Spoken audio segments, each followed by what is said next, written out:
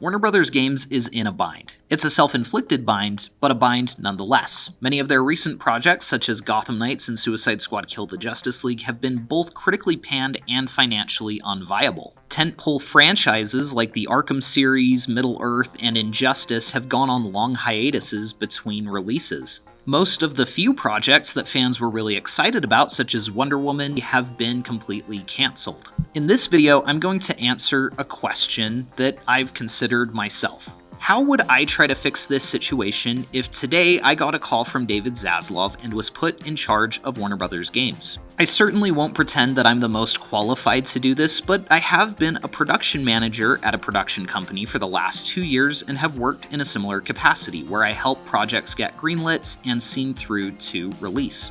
I'm going to pitch a 3-step plan to hopefully get Warner Bros. Games back on track. As a fan, I would like to see Warner Bros. Games become a great publisher once again that is consistently releasing games that I like, so if they were to do any of the ideas that I'm about to share, I'd be thrilled. Before I get into it, I'd love to hear from you guys. Let me know in the comments below what projects you would like to see greenlit by Warner Bros. Games in the future. What projects do you think could get them back to sustainably making profits and making their audience happy? Also, if you enjoy the video, please consider leaving a like and subscribe for more content like this. Phase 1 is what I would call stopping the leak. I'm going to use a ship metaphor where we're going to get this ship back on course. So first, we want to stop the leak.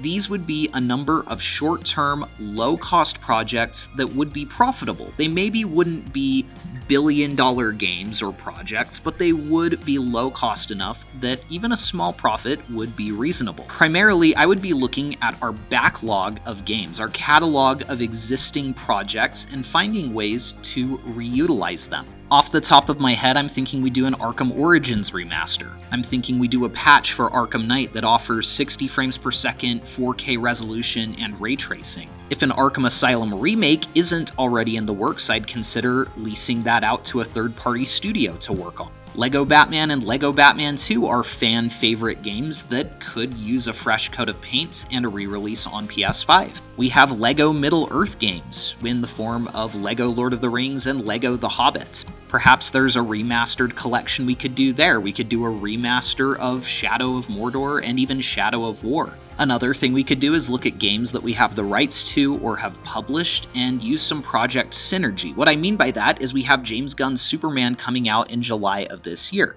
Obviously, there's not going to be a way to make a brand new AAA Superman game by the time that releases, but maybe we can do a port of Superman Shadow of Apocalypse or Superman Returns so that we can get a Superman game onto the PlayStation 5 and Series X for gamers to play as the new movie has come out. Maybe we can hurry and get a Superman promotion in Fortnite. This is one of those areas where Warner Bros. Games has made some weird decisions. There has been a call to remaster Arkham Origins basically since it released on current-gen consoles in the year that next-gen consoles were coming out. People have wanted to see an Xbox Series X and PlayStation 5 iteration of this game for a long time, and Warner Bros. Just will not do it. It baffles me because for a company that's hurting so bad for money, you'd think that would be a low-cost project that you essentially just port over with the high PC settings, and you would make at least some kind of profit. It certainly seems like it would be worth the return on investment, especially if you added challenge maps or added the Battinson skin, and you could even release it when the Batman Part 2 comes out. There's a lot that Warner Bros. Could be doing with their previous catalog of games that players are still fans of. Even more important than each of these things making a small profit is the fact that gamers would be reminded of the great work that we've produced in the past. People would start getting excited about our lineup of games, which would prepare us for Stage 2, righting the ship. This is where I'm going to talk about internal companies like Rocksteady, Warner Bros. Games Montreal, NetherRealm, Avalanche Software, and Traveler's Tales. When David Haddad was the president of Warner Bros. Games, according to Jason Schreier, he would go for a very long time without responding to these companies. Warner Bros. Games Montreal, for example, would be in this weird purgatory not knowing what they were greenlit to make. I would change that by as quickly as I could either greenlighting or redirecting companies. So, if the Game of Thrones pitch from Warner Bros. Games Montreal looks great, it's going to be greenlit today. If it doesn't look like it's going to be profitable or a good call for the company, then we're going to readjust. We're going to get them redirected and get a different project greenlit within the month. If Rocksteady's new Batman game is not yet greenlit, it's getting greenlit today. I'd want to get an update on where Injustice 3 or the next Mortal Kombat are, as well as where Hogwarts Legacy 2 is. After Stage 1, where we start regaining some public favor by reutilizing some of our catalog of old games, we'd be able to jump right into an era of really solid, internally produced first-party games. Another thing I'd look for opportunities to do is smaller scale games like Miles Morales and Assassin's Creed Mirage. While the larger main team at Rocksteady works on the next Batman game, is there a smaller team that could work on a Green Arrow game or a Robin game? Is there part of the team at Warner Bros. Games Montreal who can pick up the work that Monolith was doing on the Wonder Woman game and make a smaller scale Wonder Woman game using some of the built mechanics, character models, and assets for that game?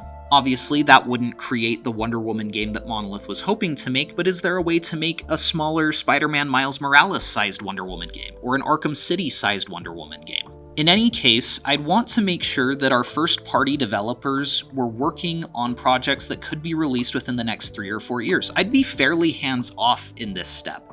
I wouldn't try to force live service mechanics or loot boxes into these games, and I just let these developers allow their creativity to run wild.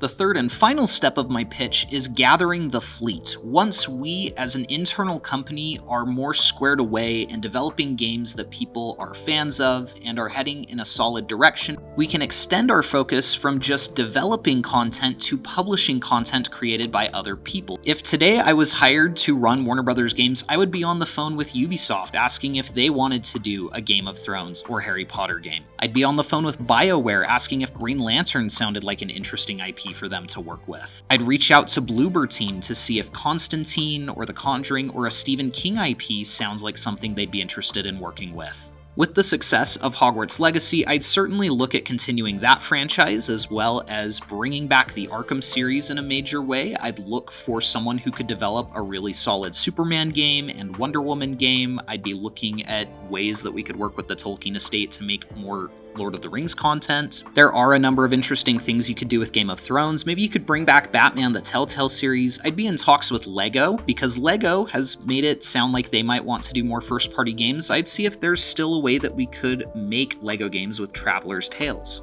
In my opinion, we should be releasing 2 to 4 games every year. Now, these games shouldn't compete with each other. I don't think it would be wise, for example, to release a Superman and a Batman game in the same year, but to release a Superman game one year and have an Injustice or a LEGO game come out the same year would probably be okay. It's also important to remember that not every game necessarily needs to be a massive AAA experience with a huge open world. We could look at making smaller scale games for more niche players. If WB doesn't currently have enough confidence in the Flash IP to drop the money to make a AAA Flash game, fine, let's make a side-scrolling Flash game. There's a ton you could do with that. WB doesn't want to make a AAA Constantine game, fair enough. Let's have Bloober Team make a smaller AA Constantine game that's 5 hours long and feels more like Layers of Fear or Visage than something like Alan Wake 2.